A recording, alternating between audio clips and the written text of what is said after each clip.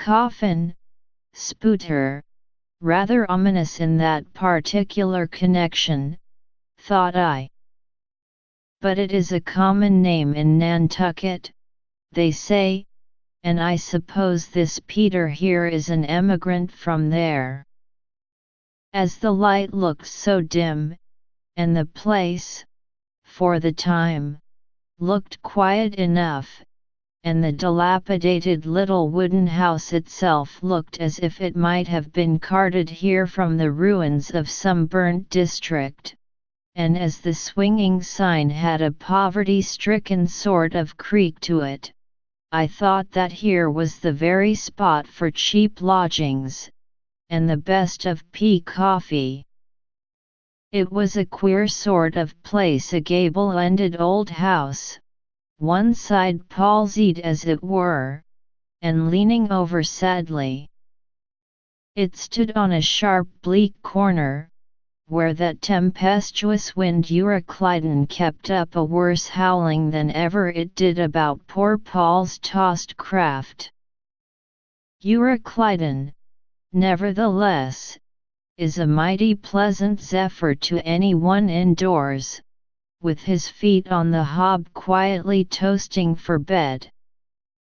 In judging of that tempestuous wind called Euroclydon, says an old writer of whose works I possess the only copy extant, it maketh a marvellous difference, whether thou lookest out at it from a glass window where the frost is all on the outside, or whether thou observest it from that sashless window, where the frost is on both sides, and of which the white death is the only glazier.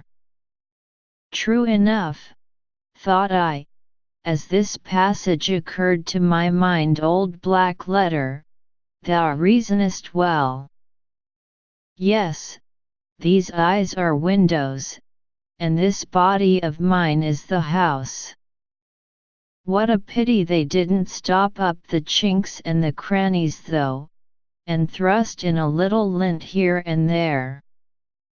But it's too late to make any improvements now.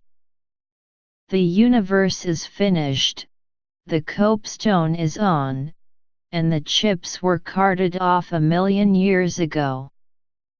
Poor Lazarus there, chattering his teeth against the curbstone for his pillow, and shaking off his tatters with his shiverings, he might plug up both ears with rags, and put a corn cob into his mouth, and yet that would not keep out the tempestuous Euroclydon.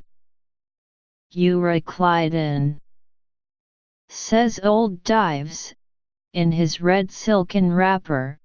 He had a redder one afterwards. Pooh, pooh.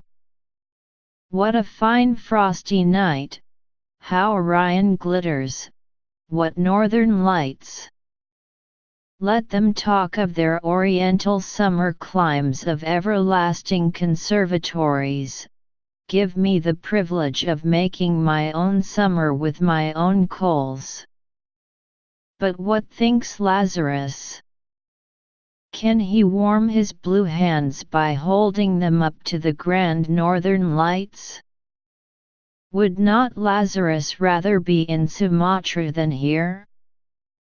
Would he not far rather lay him down lengthwise along the line of the equator? Yet, ye gods! Go down to the fiery pit itself, in order to keep out this frost? Now, that Lazarus should lie stranded there on the curbstone before the door of Dives, this is more wonderful than that an iceberg should be moored to one of the Moluccas. Yet Dives himself, he too lives like a czar in an ice palace made of frozen sighs, and being a president of a temperance society, he only drinks the tepid tears of orphans.